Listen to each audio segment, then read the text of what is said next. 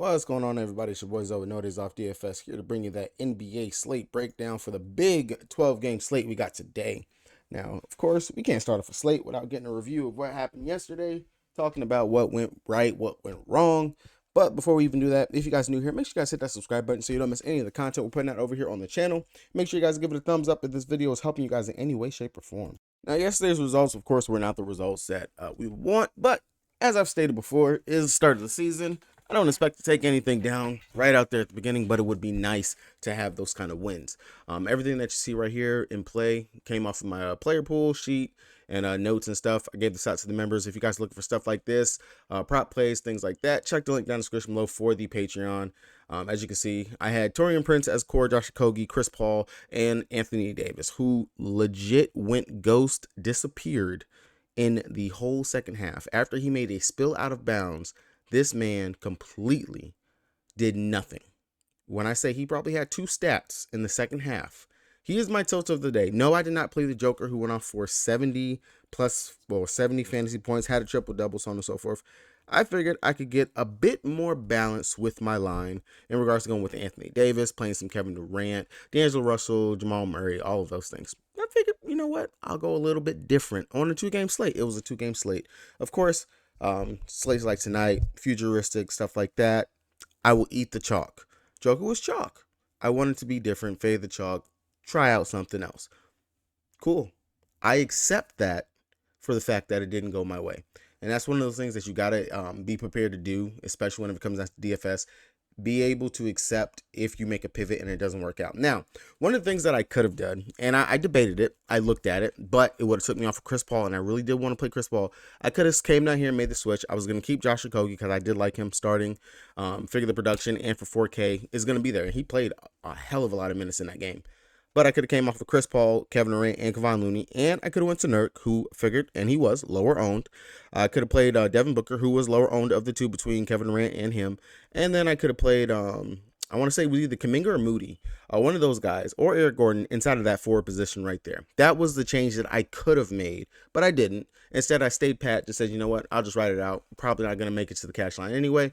And I accepted my fate. Didn't play too much on the slate, but hey, you live, you learn, we move on, we move forward. So with that being said, if you guys are looking for more content, like I said, definitely check the link down in the description below. Gave out some pretty good notes, pretty good stuff over there for the Discord and for the Patreon. But we got a big, massive 12-game slate. I will be very honest.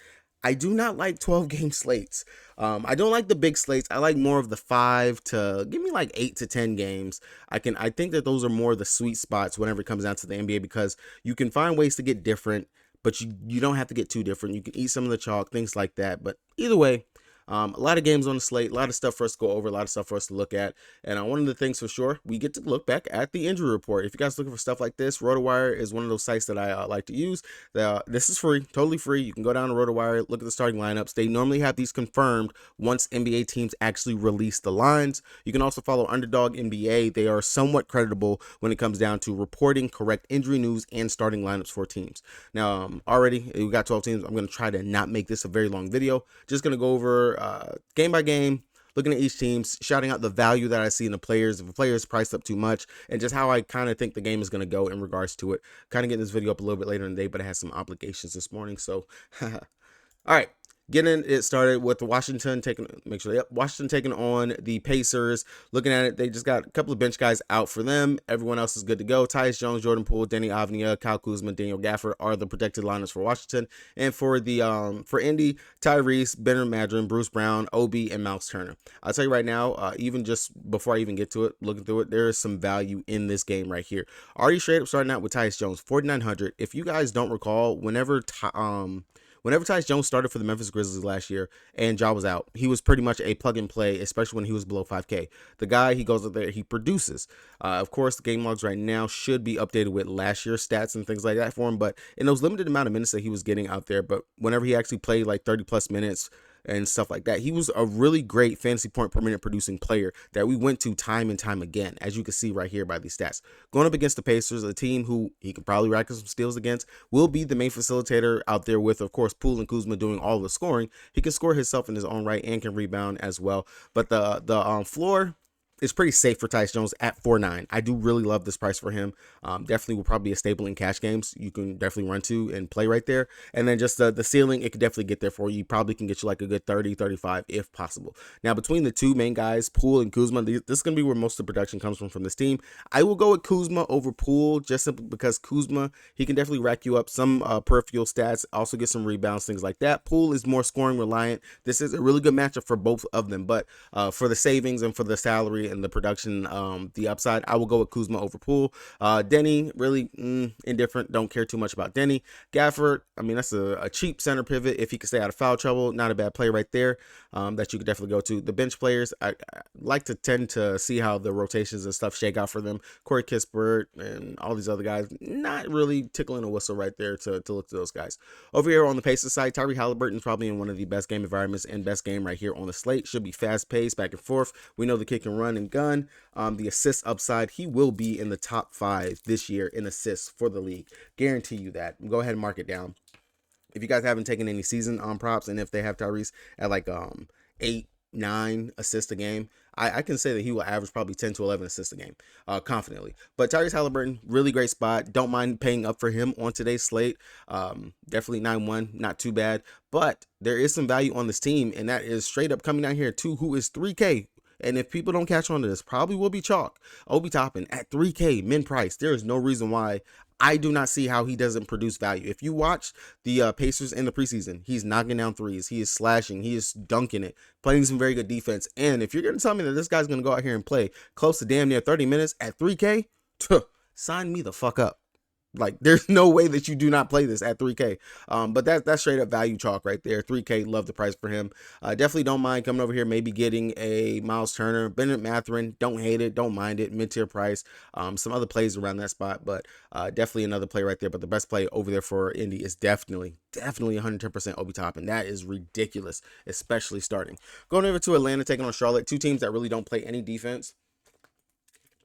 Maybe Atlanta, they might be able to turn around this season and actually play a little bit of D for once. But Charlotte, they are a putrid team. Definitely will be in the lottery once again this year. They have no direction or any direction that they are trying to go with this team. I honestly don't understand what they're doing at all. And honestly, the preseason play, it definitely said much more of the same. Now, starting on the Atlanta side, Trae Young, really good spot for him. But at 9.8, I will tell you, like I always say, I will go with DeJounte Murray, especially when Trae is up in the price.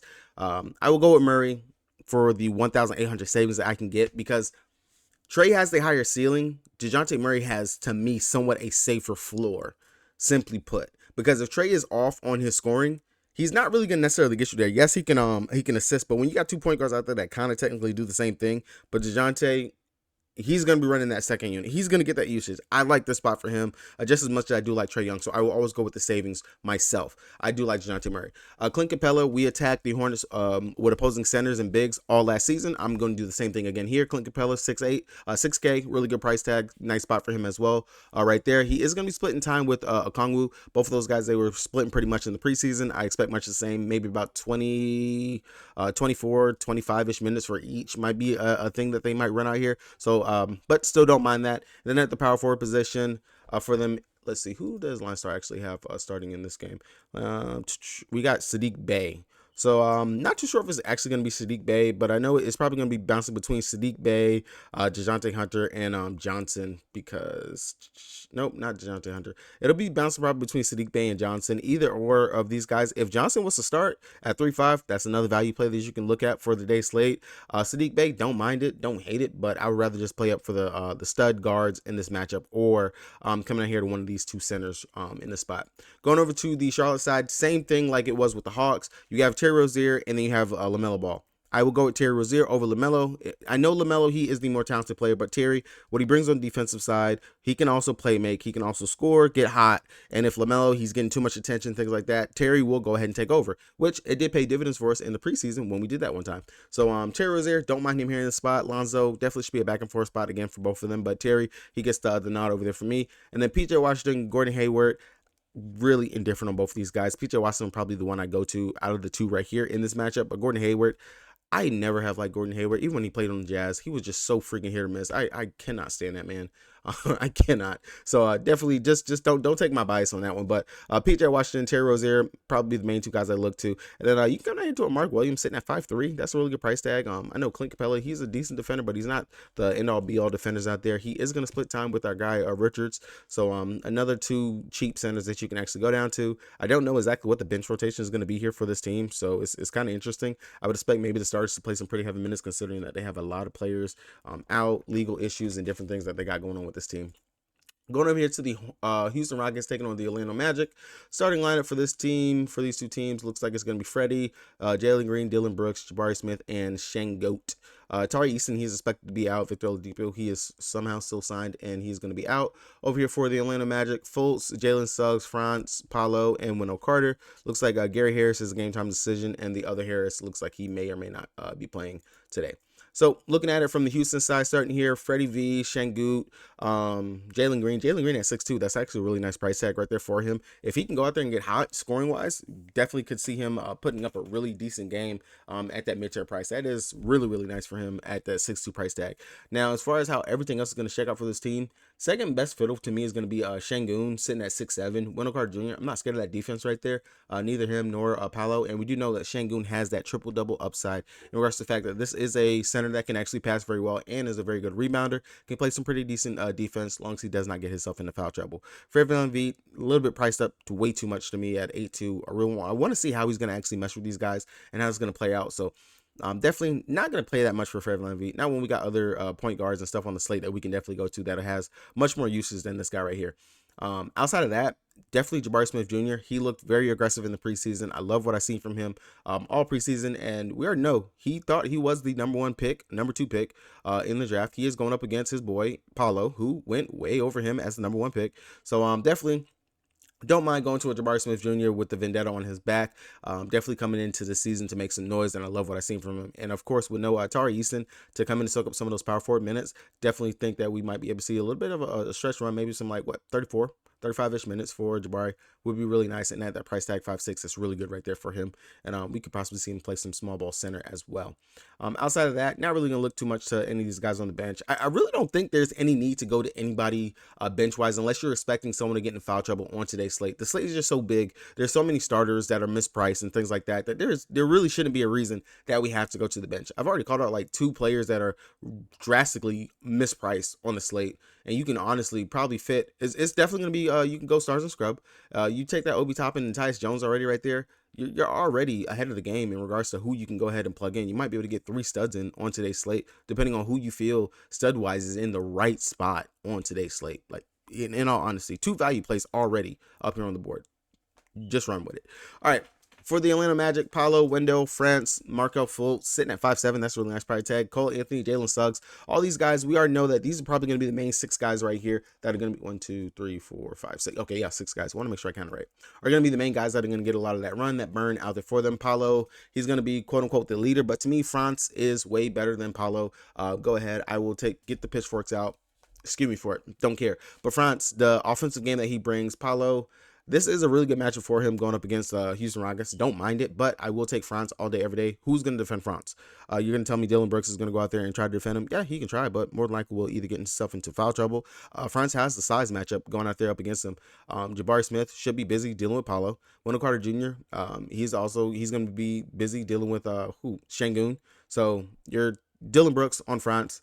France should be able to have his way, have a pretty decent game. I really do like him right here at the 6'1" price tag. He was practically, 7.5, 8K last season. So I do like that for France right here. Really good spot. And then Markelle Fultz, I don't mind him at 5'7". Another value guard that you can go to. Really good spot and matchup for him. He does lead this team, lead the offense, sets the plays and things like that for them. And he can take over scoring-wise as well. Really nice play right there. Going over to Boston, taking on New York Knicks. Looking at their starting lineup, they were expected. Remember, they got some new faces: Drew Holiday, Derek White, Jaylen Brown, Jason Tatum, and Kristaps Porzingis. It is projected right now that Al Horford will come off of the bench.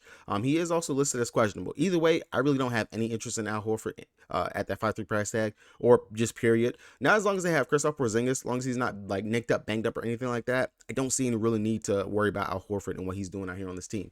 Now, for the Boston Celtics, it's kind of short, sweet, and to the point. Tatum, Brown, Porzingis, main guys that you're going to want to go to. But for me, Porzingis, 7-2, love the price tag, love the spot, should definitely be able to go out here and do what he did in the preseason and have a pretty decent game at that price. The block upside, the defensive upside, and the scoring and offensive game that he has, love it. 7-2, grossly underpriced for him right here in the spot. Definitely think we're going to get him bumped up to like an 8-5, 8-9 type price later on as the season progressed. And then Drew Holiday sitting at 6-1. That is ridiculous for a player that was practically 8K last season. I understand he's on a new team and everything that he's going to have to actually do to show that he's going to be able to mesh with these guys. But this is a starting caliber point guard right here that you really have priced down at 6-1. He's not no scrub, and what he brings on the defensive side is definitely going to only boost Boston. Boston definitely has some championship favorite odds in my book for them going into the season. And then Derek White at 5'4", we already know if this guy gets hot from three, it's kind of a wrap. And what he brings on the defensive side, it's also very much noted. But out of all these guys, Porzingis is going to be my top guy. I would want to go to 7-2, just way too cheap for what he has done and what he can do at that price. And then Drew Holiday, Derek White, don't mind either one of those guys. And then if you're taking a stab at Tatum and Brown, I'll tell you right now, GPP, go Brown. Cash games, go Tatum. New York Knicks, New York Knickerbockers. Looking at them on their side, we got Randall Brunson, Barrett, Quick, Mitchell Robinson, Josh Hart, Dante DiVincenzo, Quentin Grimes, and Isaiah Hartenstein. That should be like the main rotation for these guys rolling up out here. Their starting lineup should be Brunson, Quentin Grimes, RJ Barrett, Julius Randle, Mitch Robinson. Not too sure if Hart's going to start or not, but if Grimes is starting, that's not bad. Don't mind that. He's not going to have the usage or anything like that out there for him. It is going to be Brunson, Randle, and Barrett, and then whoever's going to fall in underneath that.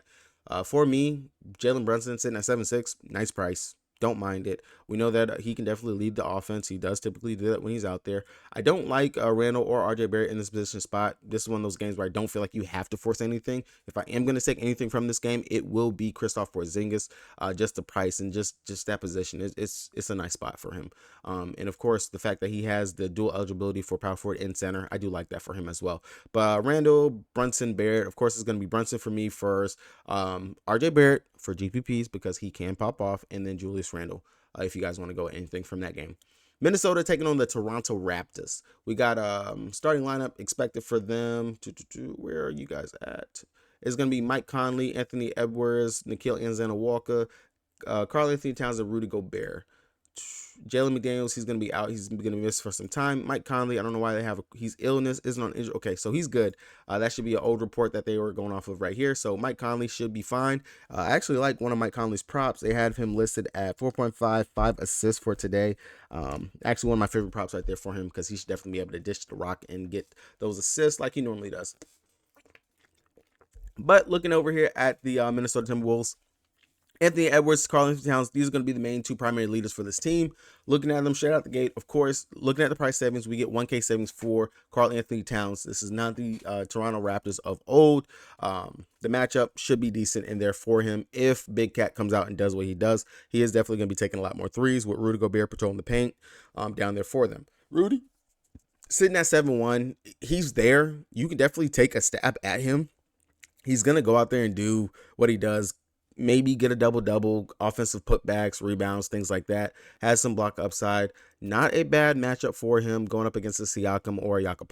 Do not mind that at all for him in this spot. But if I'm taking anyone from this, it's going to be between Karl-Anthony Towns and Anthony Edwards. And if you want to, again, this is another savings, another player that should start. If Nickeil Alexander-Walker is starting at 3K, that's another min-price player that we can go ahead and get to, and we could really make a true stars and scrub line for today. 3K for Nickeil. 3K. I like it. Outside of that, Naz Reid, we know he's going to get the usage off the bench, and same thing for Shake Milton. Don't mind either one of these guys. If you do not want to play like Nickeil Alexander-Walker starting, you think maybe he gets in foul trouble, so they run out more of a Shake Milton or something like that, that can definitely be a merit. But outside of that, I would say pay attention to the starting lineup because you could actually start Kyle Anderson, who is much bigger and would actually be able to match up, I would think, decently with the Toronto Raptors and their starting line of who's expected. OG, Scotty Barnes, Pascal Siakam, which is a pretty big lineup that they would actually be starting out here. So wouldn't be surprised if maybe they could run a Kyle Anderson, just matchup purposes out there instead of no. So just keep that in mind when you guys are looking at that. Over here for Toronto Raptors, Siakam, Barnes, Poto, OG, Dennis Schroeder, that should be your starting lineup. Gary Trent should be coming off the bench. He is not on the injury report for today. Out of all these guys, Scotty Barnes 6'7", price way too low, too low. This is a kid who looked very well in the preseason, has been playing phenomenally, and we already know that he was priced up in the 7K to 8K range last season. Really do like what I seen from him in the preseason, 6'7". The price is only going to go up. Definitely another value play that we can go to. Siakam at 10-1. I see no reason to go there to Siakam on today's slate. Not with all the other plays that we have, the value that we have on the slate. There's no reason to go to Siakam here in his position spot. Yes, I definitely think he's going to be MVP worthy this season, maybe, or All-Star worthy, because he's on a team. Definitely is quote unquote the star on this team, because outside of him, the next one up is going to be Scotty Barnes. But outside of that, really just Scotty Barnes, 6'7", beautiful price tag. Do like that, and I don't mind Podol, but going up against the Twin Towers and Cat and Gobert, I will temper my expectations of what Podol can go out there and do. For me, it's just really technically just Scotty Barnes from this side. Not going to be a dead horse. Really not too much to worry about on that side.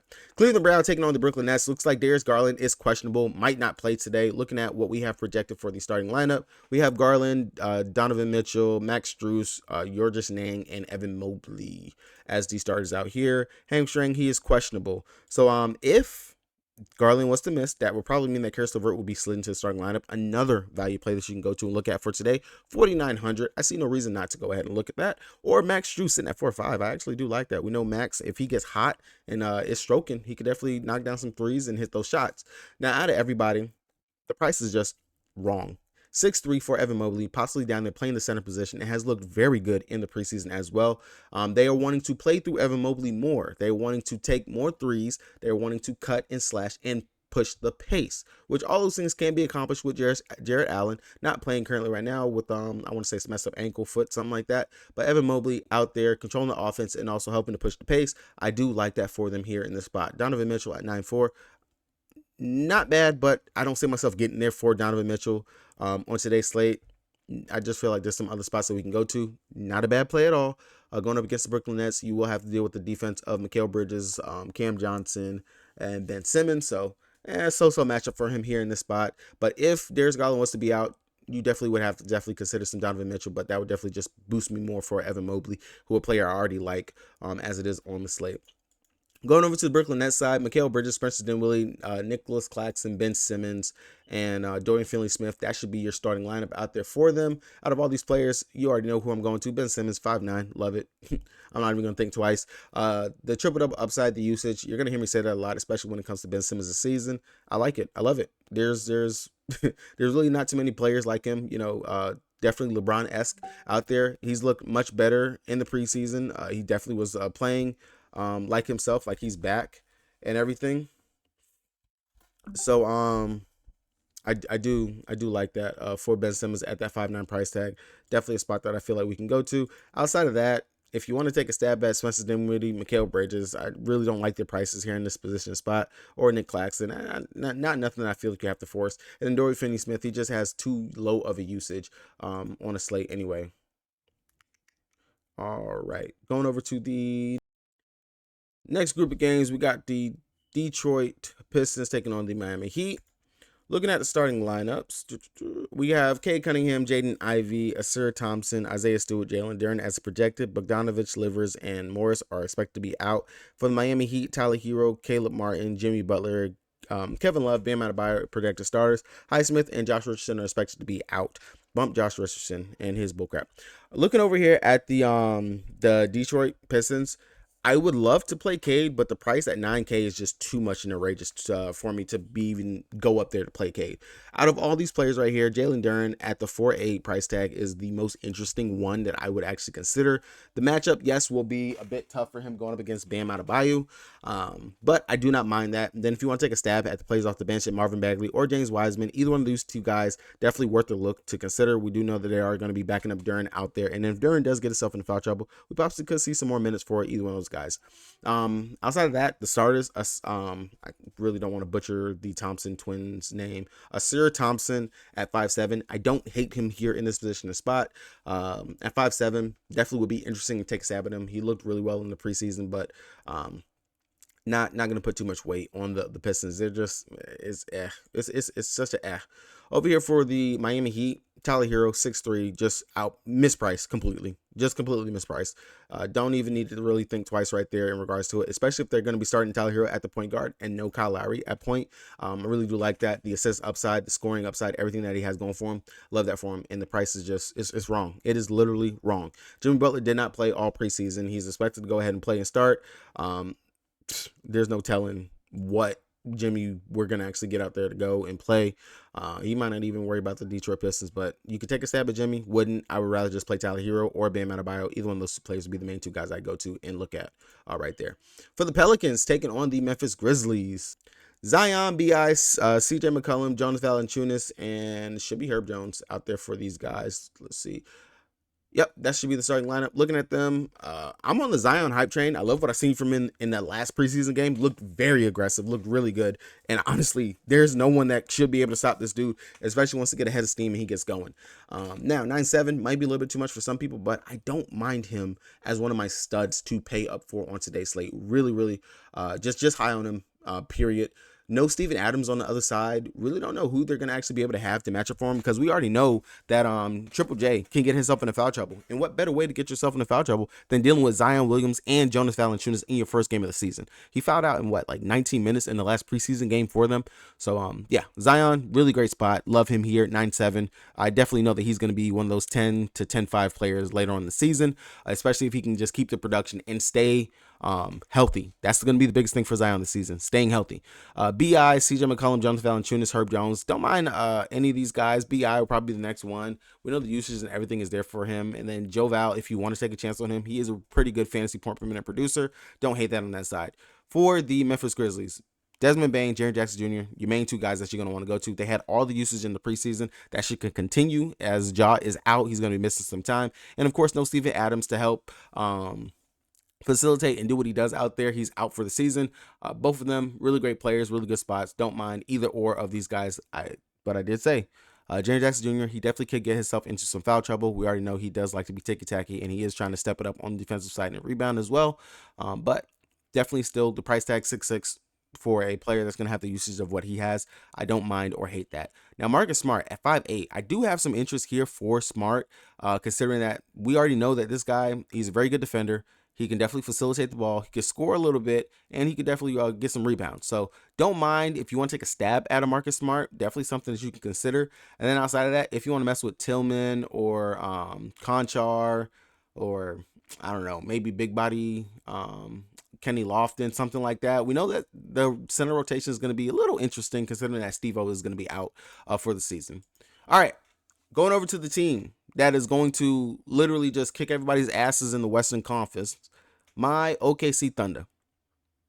Yes, go ahead. Take it in. Look at that starting lineup. Shea, Giddey, Chet, Jalen Williams, and Lou Dort. I don't see a better starting lineup out here in the league. All right, let me stop. All right, so looking at the Thunder, I'm going to tell you right now, Shea at 10.5 is a little bit overpriced. Not even a little bit. He's outrageously overpriced at 10.5. I understand the player that he is. He is, the leader for this team. But at 10.5, he is way too much when we have other players like Trae Young, when we have LaMelo Ball. Yeah, when we have Melo, Brandon Ingram, De'Aaron Fox, Tyrese Halliburton, like the list goes on in regards to other players that are in pretty good spots as well. Now, Kobe White, I'm not scared of his defense, Zach LaVine or DeMar DeRozan. None of those guys scare me or fear me when it comes down to Shea and the matchup that he actually has out here. But at the end of the day, he is priced up way too much, especially with the fact that we actually have Chet back now. Now, if I'm going for anybody from the Thunder, it would be between Giddey, Chet, and Jalen Williams. All these guys, they look really well in the preseason. Chet, 6'5". I already know he is going to get priced up into that 8K range as the season goes on. He is that good. He is. I understand it was preseason, but he actually is that good. The rebounding upside that this man has, the defensive upside to be able to block shots and everything else that he has already shown that he can do, definitely is worth the merit. I'm very high on Chet. And of course, anytime I talk about the Thunder, I will be very high on him because, again, that is my team that I root for. Josh Giddey, don't mind him here. Of course, has triple-double upside. Of course, the scoring, I think, is going to take a little bit of a dip since they do have better players now out there, especially with Chet and everything that he can do. Jalen Williams and the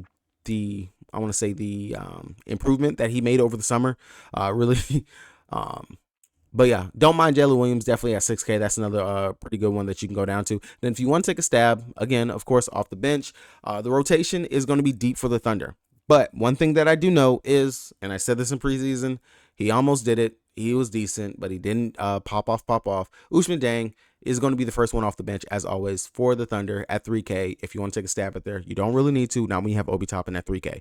Now over here for the Bulls side, they are all grossly underpriced. Vooch, DeRozan, Zach LaVine, 7-1 and under. What the fuck were they thinking? I don't know, but you're going to give me Zach LaVine at 6'8". I'll take that all day. Lou Dort, he specializes in defending players like DeMar DeRozan, not a Zach LaVine. Players that are very shifty, can move very quickly, and get up their shots are not the specialties of what Lou Dort can defend. I know that they will typically put Lou on their best player out there, but Zach will still be able to get his and do what he does. Don't mind that at 6'8". Love the price for him. In all honesty, that and Vooch. I understand Chet is back. He's going to be a pretty solid rim protector and things out there for us. But Vooch, being the vet that he is, he should be able to bully Chet a little bit, get him bumped around down there and get some easy buckets for himself as well. Do not mind going to Vooch at 6'9", another value center that you can go to on today's slate. And then, of course, I would be wrong if I didn't talk about Kobe White sitting at 4'6". That is a grossly price tag for a starting point guard who can also go ahead and get himself hot as well. So another player I don't mind going to on the slate right there. All right, moving over, looking at the the Sacramento Kings taking on the Utah Jazz. This is, I want to say, the highest total on today's slate. Looking at the starting lineups for these teams right here, we got Fox, Kevin Huerter, Harrison Barnes, Keegan Murray, Sabonis, taking on Jordan Clarkson, Taylor Horton-Tucker, Lauri Markkanen, John Collins, and Walker Kessler. I really do have a lot of interest in this game. Like I said, highest total on the slate last time I checked. Really great. For the King side, Sabonis, Fox. Really, Sabonis, do not mind paying that 10-3 price tag for him in what is the highest total. The uses that this guy has. Of course, another player, oddly enough, center position, has triple-double upside in everything that he does because the ball is in his hands quite a bit. De'Aaron Fox on the other side at 8'7". Another one I don't mind at all looking at De'Aaron Fox. We already know he led the league last year in clutch points, scoring in the fourth quarter, things like that. 8'7", grossly underpriced for what Fox can go out there and do. We know this was another 9K player right there for us. Everyone else over here for the Kings, not too much interest in. Kevin Huerter, Keegan Murray, Monk. Don't need to really go there with all the other players that we have that are underpriced and wrongly priced on the slate. For the Utah Jazz, Lauri Markkanen 9'3", love that, don't hate it. Again, in the highest scoring total game of the slate, the fast pace, everything that should be there for him. Love Markkanen. MVP caliber type player, like it right there. Walker Kessler at 5'6", don't mind taking a stab right there on him as well. And then maybe a Jordan Clarkson, don't hate that. I got to see what John Collins is actually going to be able to do with this team, and don't really see any need to take any of these other players off the bench. Taylor Horton-Tucker at 4'5" is definitely something you can consider, especially considering that he is underpriced at 4'5". If he's going to be starting, the upside is there for him.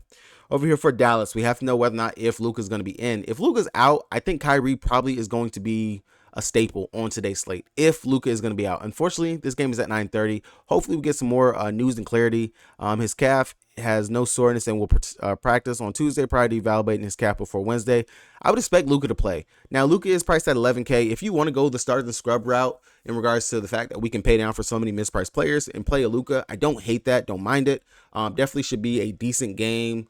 Luka going up against Wemby type matchup. They're going to make that the narrative, so on and so forth. I do not hate that at all. Now, if Luka's in, I don't see a need to play Kyrie. 10-2, way too much for Kyrie, sharing the usage and everything with Luka.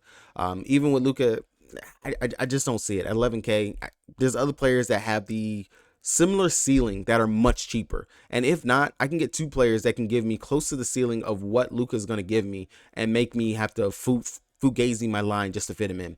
Lively, Tim Hardaway Jr., Dante Exum, Seth Curry, all these other guys, I have no interest in anyone else outside of the main two stars for the Dallas.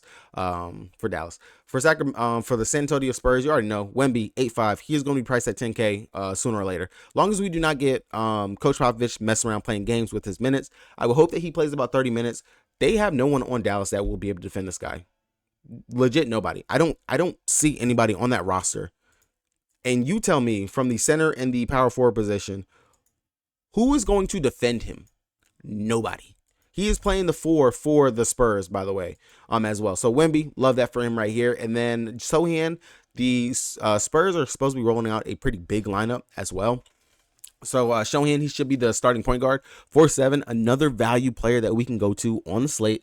dual eligibility for point guard and small forward. If you don't want to play any other small forwards on the slate, you can definitely run a show hand right here on the slate. Boom, easy day, lock it in, move forward. Wemby, I'm just not even gonna beat a dead horse. For Portland taking on the Clippers right here. Portland, young team. I'm not going to play Scoot in this first game simply because watching the foul proneness that Scoot had in preseason was horrible. He is very much foul prone, and you're going up against three of the top players in the league in regards to Kawhi Leonard, Paul George, Russ. I know he's not considered a top player anymore, but he can still get you in some foul trouble as well going downhill. But playing up against a Kawhi Leonard and a Paul George, I'm not going to mess with Scoot here on the slate. Ayton, Grant, Simons, don't mind any of these guys, but really I don't have too much interest from the Portland side on this game. And then for the Clippers, really Paul George, Kawhi Leonard be the main two guys I look to. Could take a stab at Russell Westbrook, sitting at that 6'5" price tag. We know that he can go out there and do a little bit something in regards to it. He is still a very good player. I know a lot of people that are going to sleep on him in regards to what he can do, but he does have triple-double upside. And the fact that he's 6'5" and the usage that he has and the production that he can bring is still there. So I will definitely still want to take a stab at Russell Westbrook. All right, that's really going to be the breakdown for you guys. I'm just going to go ahead and slide in a lot of the value that I had called out in regards to today's slate. And I'm going to tell you guys right now, this is probably where you want to start building your cash lines, if I'm not mistaken, in regards to what we have just all around in regards to it. Where is Shohan? That's what I want. You slide in these three players right here, you can definitely go ahead and get you some mid-range type plays. Slot that in there. Maybe one or two. Backtrack.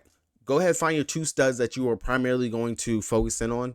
Get those two studs, slap them into this line. Then you can look towards your mid-range. See if you have a mid-range type play that is grossly underpriced that you go ahead and slide it in there, and then possibly you could pay up for another stud in regards to what it is that you're trying to do with this line. But I would probably start my cash game lines with this right here. Really good. I like the upside for all three of these players that they have, the usage, the minutes, everything that they're going to have out there. Should definitely be really great fantasy point per minute players in regards to their respected prices. All right, guys, that's going to be it for me. Video kind of went long, of course, 12 games. That's how it's going to be. If you guys are looking for my player pool and everything else that I have, I've already put up props for the day. I'm going to probably ask, well, not even probably, I'm going to add some more props as news comes out, as lines get adjusted, things like that. I will add more props. Got some errands to run, but I do wish you guys the best of luck. The NBA is back, and we will be back tomorrow for, I think it's another 2-gamer on tomorrow. So 12 games, back down to a 2-game. Hey, the NBA. Peace.